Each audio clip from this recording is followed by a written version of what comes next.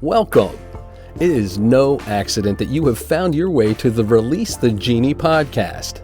What would you do with 3 wishes? And what if you discovered that you are in fact that very genie that could grant them? Well, join us now as we discover who our next genie is as we listen in and learn the stories of triumph, inspiration, and passion with some very special guests. And now, without further delay, your host of the Release the Genie podcast, Mr. Paul Rogers.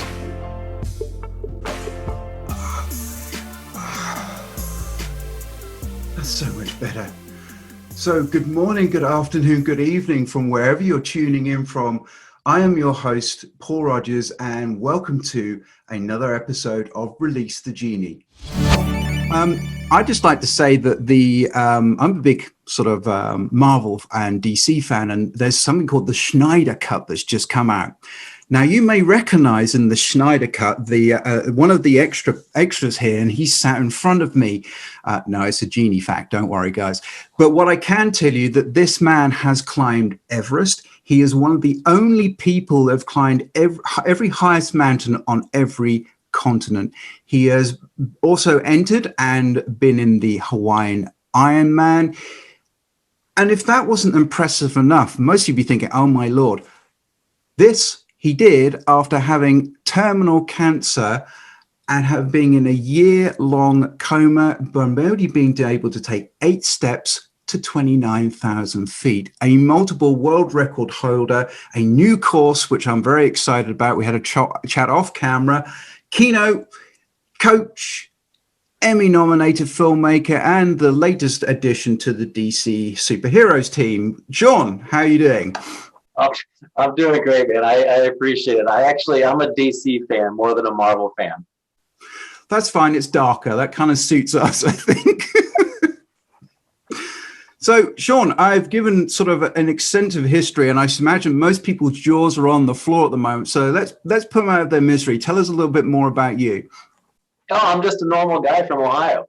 There's no difference between me and anybody else who's going after goals. It's just that I went through a little difficulty in my life, and I came out the other side and used that to strengthen who I was, I suppose.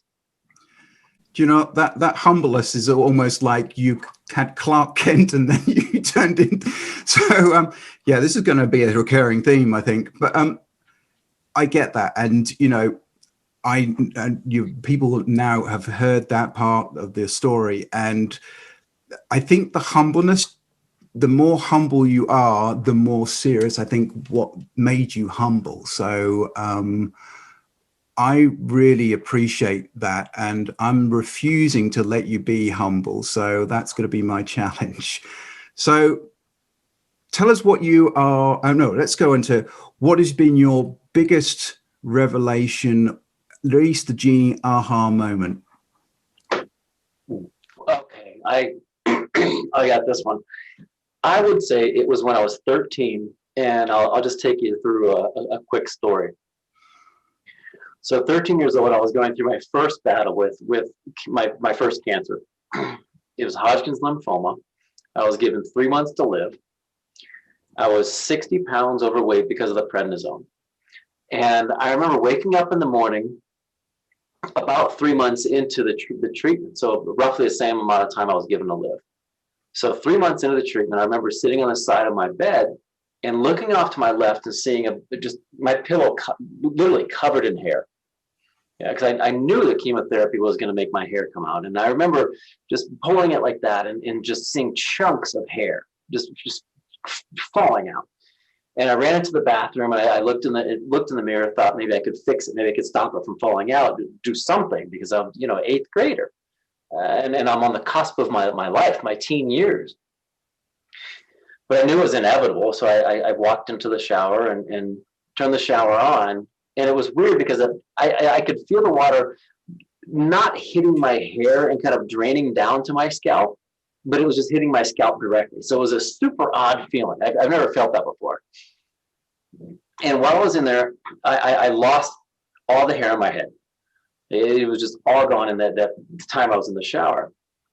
And I remember literally collapsing to my hands and knees, pulling chunks of hair out of the drain so the water could go down. weeping, just absolutely in tears. And I remember thinking about what my friends were potentially going through that same day, getting ready for school.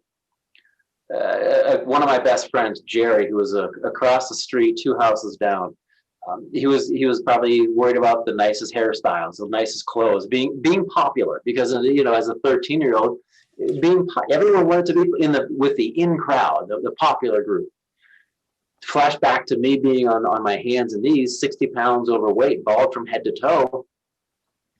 I saw life a little bit differently. I had different worries at that point, and I think that was my aha moment when I realized that I literally had two choices in my life, and it was to fight for it or give up and die. So I didn't want to do the second. I didn't want to do the latter one. I wanted to literally push myself and fight, and I didn't want to give up. But it was the aha moment was realizing that the choice I had, I wanted to make it on my own terms, and realize that going after the avoidance of negativity, and I'll clear that up in a second, I was more focused on surviving as opposed to not dying. And I think that was the huge game changer when I realized I didn't want to be avoiding something negative. I wanted to go after something positive. So I knew that I didn't want to focus on not dying. I wanted to focus on living. And I figured that out when I was 13 years old. Anybody who's gone through anything traumatic, if you come out the other side positive and use it to go from tragedy to triumph, you can look back at it and realize that you weren't avoiding the negativity. You're going after something that you wanted. And it's the same thing in life. I mean, I'll finish up after this. But people who are entrepreneurs, they're not in their minds, they're not thinking, oh, I don't want to lose money. They're thinking they want to make money. When you're driving in your car and you're sliding on ice, you don't hit the telephone pole. Whatever your focus is on is pretty much what you're going to get. So I wanted to focus on living my life. That is, that's amazing. That's so, and you're right. It's kind of like looking down the wrong end of the telescope. That, rather than actually seeing what's bad and what the problem is, actually instead focused on what really is important and the real issues, because your whole spectrum of what actually is real changed. And I believe then that was giving you a different lens to look through than maybe other people. Absolutely. Going through that really changed my perspective on life. Had I continued being the normal 13-year-old, I probably would have got caught up in the popular crowds, the cliques, and I wanted certain things now that I could care less about. Yeah. And one I've never seen a U-Haul on a funeral procession, so I'm not too worried about collecting stuff. That's great. I love that. That's just wonderful. Now tell me what's been what is one of your inspiring mantras or an inspiration quote? Climbing Everest. And it started when I was running and I was doing any other athletic endeavor. And when I'm training, I never tell myself, don't stop. Again, going back to that story of focusing on what I wanted, because if I'm telling myself don't stop, my brain doesn't hear the don't. It's just here to stop. So climbing Everest, I wasn't telling myself, don't quit. I kept telling myself to reach the top. But literally every step I took while I was on the mountain, I told myself with one step, it was the higher I go, the stronger I get. The higher I go, the stronger I get. The higher I go, the stronger I get. And if I'm taking hundreds of thousands of steps on Everest, because I was there for a month and a half, my brain is just full of the positive mantra. The higher I go, the stronger I get. The higher I go, the stronger I get. So to be honest, with that idea, every step you took was a healing step for you. Absolutely. That's a real wonderful way. And I hadn't appreciated until I sort of spoke to you earlier, that actually just don't rock up to Everest and say, oh, and you climb it in a day. There's actually there's actually a lot of time spent acclimatizing and I'd like you, because I've heard this before, just to sort of explain the sort of the yo-yo which you have going up and down to between the camps. It's insane. People, like you said, most people think that you just show up at Everest Base Camp, which is 17,600 feet. You know, where that becomes your home on a glacier that moves 4 feet a day. And I got to base camp April 8th and summited May 16th. So going up the mountain, it's roughly 5 miles between camps. We established 4 camps on the mountain, and we would go up with a full backpack, drop off some gear, and come back down with an empty backpack. And then we would recover at base camp. And serve a couple purposes. One, you're shuttling things up. And the second one is the human body actually manufactures more red blood cells and hemoglobin to be efficient in the altitude, because there's less air. So to adapt for that, it tries to make itself carry more with less. I'm sorry, help to carry more, but because there's less out there, you have more red blood cells to actually carry it around. So we would go from base camp to basically just to the top of the ice fall, which is the Khumbu ice fall, just below Camp 1. And then we would return to base camp and we would rest. It could be a day, 2 days, 3 days, whatever. Base camp to the top of the ice fall, back to base camp to Camp 1, back to base camp up to Camp 1, 1 night there, back to base camp up to Camp 1, 1 night there, just below Camp 2, back to base camp up to Camp 2, 2 nights, back to base camp up to Camp 2, 2 nights, back to base camp up to Camp 2, 2 nights, just below Camp 3, back to base camp up to Camp 2, 2 nights, back to base camp up to Camp 2, 2 nights, up to Camp 3, 1 night, back to base camp. Now our bodies are ready to handle the atmosphere, and our minds are ready to go for the summit push.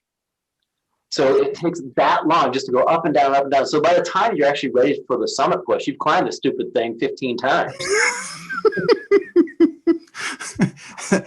And see, what I love about that is because it completely washes away what people, if they do think about that, how the heck how they do that.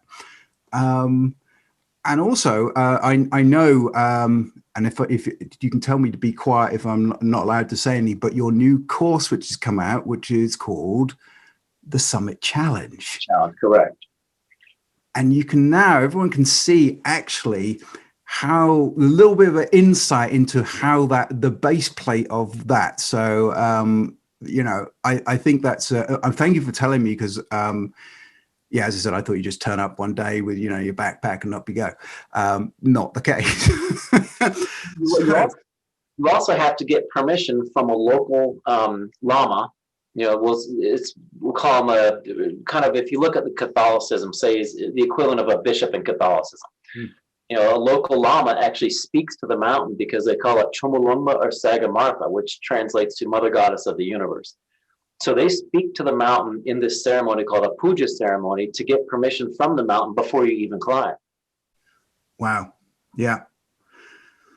Hey, it's not just climbing a damn mountain. There's a lot of other stuff that goes into that. I mean, the physical element is just one thing. And that's why I love that you're being able to pour that into other areas as a coaching to help other people, because I can see that when people say, oh, no, you got your own mountain to climb. Hello. Yes.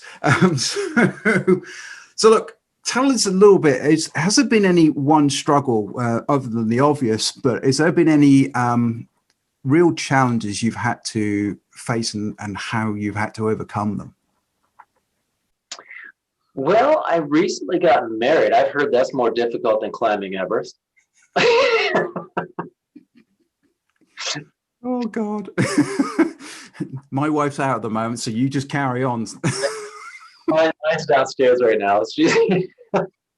Remember you said you had to get permission? No, probably the most difficult things that I've encountered, I mean, the second cancer, I was given 14 days to live. So looking back at everything, to be honest with you, climbing the financial mountain to get sponsorship to do this has been more difficult than anything else. Getting my story out there to the masses to help other people to believe in themselves. You know, it's me against, I don't want to say against, but it's if it's me against somebody else with a similar story who has the money to get the PR, to get the marketing, to get this, no one's going to hear my story. And the reason I'm doing it is to help other people believe in themselves, to empower them, to move forward, because everybody has uncertain times in their lives. We're all going through it, right? The world's going through it right now, because no one really knows what's going to happen. But there were nights I went to bed not knowing if I was going to wake up the next morning or not. That's uncertain. You know, we're in a temporary state of uncertainty. It's not a permanent condition. So if people look at it from a different perspective, and if they can change how they see things from a different angle, I think the world would be a much better place. I think you're right. And we've spoken beforehand. If you're able to give, and this is why you do what you do, able to give that lesson to somebody without having to actually walk every step you had to walk. That's the gold. It's the lesson. The story is actually what grew the lesson, and being able to give that lesson, I think, is a very precious gift. So I applaud you on actually doing that, being a keynote speaker, finding ways to reach people and get the message out. Absolutely. I appreciate that. And we all have the choice. I don't want anyone to go through what I went through to come out on the other side with the lessons I've learned. But it seems like it's more often than not, people have something traumatic happen to them before they change. You know, we as human beings, we can change in trauma, or we can choose to change in our terms, you know, in a state of growth. And if people just focus on that and focus on the change that they want surrounding their personal core values, you change for the reasons that mean most to you. I think you're right, because change is a personal thing. And what makes one person change may not make the other. But I think you are right to say there's a commonality. Hey, as you said, we're all facing the same thing. There's no one doing better than any, you know, we're all got the same issue, which I think is a real great leveler there hasn't been many times. So, I think that's very important what you said, just, you know, the will, or, you know, sometimes you can't change because it's pushed on you, but other times you do get the choice. Well, look, now I'm going to ask you a good question. Again, you're a DC man, but I'm going to ignore your shirt you've got on, because that's Iron Man. So actually, this shirt, yeah, it's my wife's company. It's Origins Accessories. That's her logo. Okay, I love it. Some shameless plugging there as well. I love it, sir. So you said something. I led you to that one. Anyway, so who has, or this can be fake fiction, it could be non-fiction. Who is your hero? Honestly, I would say I don't have one hero in particular, but I think about these people every time I climb, because what I'm trying to do is inspire people touched by cancer. And I can always pick up the satellite phone and say, hey, you know, the weather is getting crappy. I need to get out of here. You know, and then insurance kicks in, I get out of there. Helicopter, whatever it might be. And I can go back to the mountain, because the mountain's always been there for the past, well, however many years. But people who are fighting for their lives going through cancer can't pick up the phone and say, you know, I think I'll do my treatment later. Or, you know, I think I'll do this later. So I think I would say people who are fighting for their lives, people who are cancer patients, because they're the ones who are literally in the muck, and they're the people who are, they have a choice, yes, but ultimately they don't if they want to survive.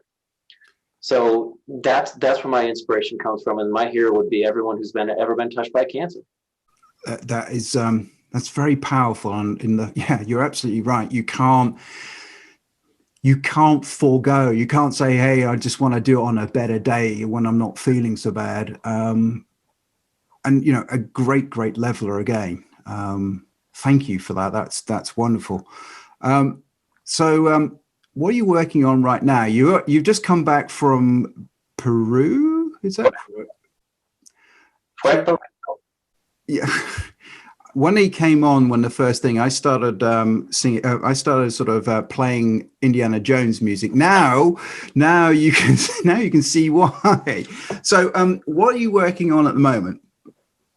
At the moment you mentioned it, it's the Summit Challenge, and it's utilizing what I've learned and how I've accomplished what I have in a very linear path to show people how they can. I guess it's a linear path to self-actualization, utilizing their own personal core values. And I think it's the next evolution in the personal growth industry, just because in the past, 50, 60 years, 70 years, whatever, it's been one person standing up in front of one guru saying, this is what you need to do, this, and this, and this is going to be your result. And it's usually someone saying, if you do these 3 steps, you'll make $1 million in 1 month, whatever it might be. The only person who's going to make $1 million is the guy you're paying who's telling you that's going to work. So this is based on your personal core values, what matters most to you. And it's a set of guidelines to help you reach your summit of self-actualization. So I've met a number of millionaires, a handful of billionaires, and you peel back those layers, they're not happy. A lot of people aren't happy. They think the new car is going to bring them happiness. The third house is going to bring them happiness, but it doesn't. Happiness is a choice. But there are so many people who don't realize that because they never spent time looking at what means most to them. Family, maybe. They've neglected their families. And a great story. I was traveling from Dallas to Hong Kong. And thankfully, that's fine. I got bumped up to business class, and I was talking to a guy who took that trip once every other week. And he was a multi-millionaire. And I just kept asking him questions about what it was like. And he said, oh, I've made so much money, X number of dollars. I kept asking him, again, peeling back those layers, asking him about his family. He missed his son's first words. He missed his son walking. He missed his son hitting the ball off the tee. He missed everything. So when we started landing, I looked at him and I asked him, have you fulfilled your life's purpose? And I followed it up with an immediate question as he was waiting. I asked him, are you still alive? And he told me that when we landed, he's like, you convinced me to quit my job. I'm going to spend more time with my family because that's my number one priority. And I've been neglecting it for the past 10 years of my life. So that's what this is about, is putting priorities in place to make people happy. And you're right. It's at the end of the day, there's actually only one real question. Are you happy? Yes or no? Not conditional. Yes or no. I love it. I mean, crumbs, I'm inspired to come on it, and it's not even released yet. So, wow. Please, guys, we'll put the website on the notes, but this is seriously good. So, yeah, I'm very pleased to be able to talk to you about it. So, my pleasure. And real quick too, for everyone who does sign up, I'm also going to give away a free membership to a recent cancer survivor to help them with that transition. Wow. You really are a hero. I'm sorry, but peel back layers on you and it's going to be frightening. So now we come to my 3 wishes, as if I need 3 more, but here we go. Are you ready, Genie? Let's do it. Let's do it. I like it. So wish number 1, what is the best advice you have ever received in your life?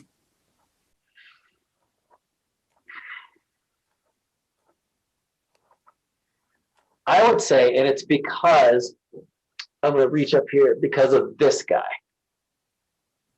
That's my grandpa. And he passed away when he was 95 years old. And I remember driving with him years and years and years ago. And I asked him about God. We got deep.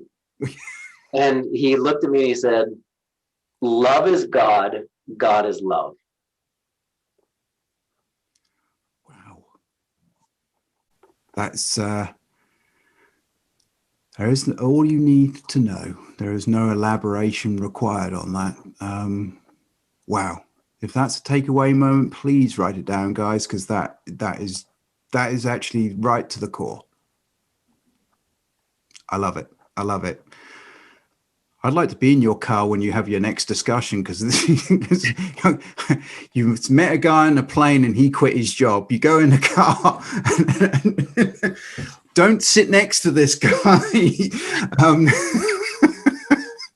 You'll change your life on one flight. Anyway, the second wish. What advice would you give your younger self? Chill out, relax. Everything's going to be fine.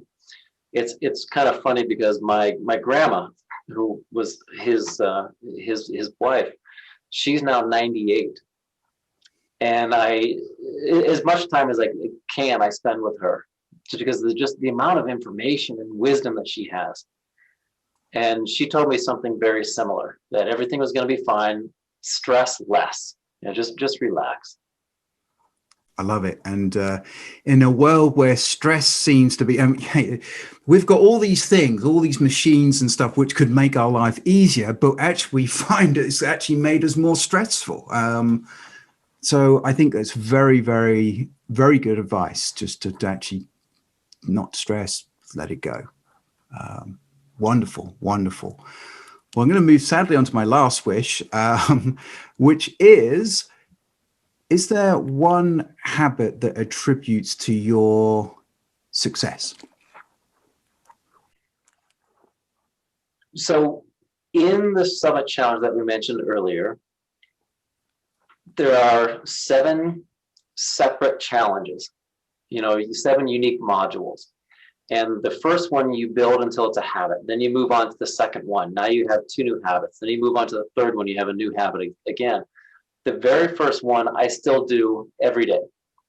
And I wake up in the morning. In fact, right here, my morning bookend. I write down my morning bookend. And in the evening, I think one thing that really helps too is my evening bookend, where I write down 5 things I'm grateful for. And I journal about one of them. And it's not, this is what happened. It's deeper than that. I'm grateful for blank, one of those 5, because blank. So that helps me turn it back more into my personal core values. And I realize that I'm truly living each day. And throughout the day, I'm keeping my eyes open for these opportunities. And being mindful of that, I write down why that means something to me. And it's usually something to do with family, or I accomplished something, a sense of accomplishment, or something that deals with my personal growth. And it's just a reminder of why I'm doing what I'm doing and keeping me in touch with who I am at the core, that Midwest boy that we mentioned before. I love it. And I love the word. I love the bookend, because it's such a clear picture. A lot of people do the morning stuff, but they don't actually particularly finish it off. It's like starting the sentence and then. So I love the fact that you've been able to show us that there is actually, and being aware to the opportunities, because a lot of people are, I've done my thing and that's it. Really, really good. Love it. I love it. 7 modules. Here we go. So, so look, this is going to mostly be quite difficult for you, but is there one book you could recommend to the listeners and viewers? Wow, I've read so many. At the expense of self-promotion, I've written a couple books, but I mean, you heard the story. You don't need to go read those. One's called Keep Climbing: How I Beat Cancer and Reached the Top of the World, and the other one's Everest: Becoming Unstoppable. I'm working on another one. It's called Kilimanjaro: Into the Self. Let's see. What do I have? I know. Oh, I just got another one. I literally just got it last night, and I started reading it. I forget the title of it, but those are. Shoot. Don't worry. Hey, we've got 3 to chew on. That's pretty damn good. And just picking up on the Mount Kilimanjaro, we talked beforehand. You've not just climbed that thing once, have you? No, I've going back to that book. It's driving me crazy now. But there's a book called The Dash. Yes. There you go. Check that one out. Yeah. I'm not gonna say much about it, but it's what you do between the morning, the day you're born, and the day you die. That's known as your dash. So it's read that one. So yeah, Kilimanjaro. This will be my 21st trip up the mountain at the end of July, and every year we do it as a fundraiser for a cancer charity. Anybody can go. It's a life-changing experience. And you've got some pretty impressive stats about the sort of success rate as well. We do, fortunately, because I told you I wasn't going to let you be humble. we do things differently. So the average success rate on the whole mountain of every group that goes up each year is roughly 48%. So 52% of the people who attempt the mountain don't even make the top. My groups are at 98% success rate because we do things differently. You know, I've been adopted into the Chugga tribe, which is a tribe at the foot of Kilimanjaro. They gave me a Swahili name and everything, which is Mzungu Kicha, which translates to crazy white man. I think they kind of nailed you on that one. So when I go over, they call me Mzungu Kicha, and then the groups that come with me, people who come with me, they treat them like literally like brothers and sisters. And they're not anxious to get people to the next camp. They're not anxious to get them to the top and back down. They hang out with us and treat us like family, not like clients. But I also incorporate the Summit Challenge into each one of the days on the mountain, helping people tap into what the mountain means to them, you know, and why they're there, which, you know, you need to find your why, but to go deeper than that, you need to find your purpose. And that's what those personal core values are. I love it. I love it. When you talk about alignment, I don't think I've actually met anyone more aligned with what now. And the good part is we've talked very, very little about how you got here. It's all about what we're doing and now going forward, which is that sums up where you are. So I admire that and thank you. So where can we get hold of you? For my goodness sake, where can we get hold of you? Tell us where you hang out online. SeanSwarner.com, or just Google Sean Swarner, just like Sean Connery spelled the proper way because my grandfather came from Scotland. And then Swarner, like the Warner Brothers, but slap an S on the front. Beautifully explained, and I suspect that's not your first time. Yeah. Well, look, I'm going to try and sum this up. It's going to be very difficult, so I'm going to use small words because, wow. In most people's lives, you've faced down something which actually would stop them in their tracks, but actually you have then, since that time, grown exponentially, and you've taken us all, thank you, on the same journey with you. So if you want to get on board and start this journey, then there's a new course coming, and also, you know, if you want to get involved with the cancer awareness and the fundraising, you know, grab hold of Sean, spelt like Sean Connery, and that's wonderful. So thank you very much for spending some time with us today. Did you enjoy yourself? Absolutely, my pleasure. I'm grateful for your time too. Thank you. It's a pleasure, and I'm refusing to let you make me blush. So, look, guys, you know, on a serious note, please reach out to Sean. He's been an amazing guy, and you felt the energy as well as I have. I'd encourage you to go and now look at yourself and see how you can move forward and climb your own mountain. And if you need help, you know where to come. Thank you once again, Sean, and we'll see everyone on the next time. Go forward and release your genie. Well, that's a wrap. You have been listening to yet another episode of the Release the Genie podcast with host Paul Rogers. Be sure to follow Paul on the LinkedIn platform and learn more of Paul's resources at www.takeactionacademy.ca. And until next time, as always, be mindful and be sure to release your genie. Thanks for listening.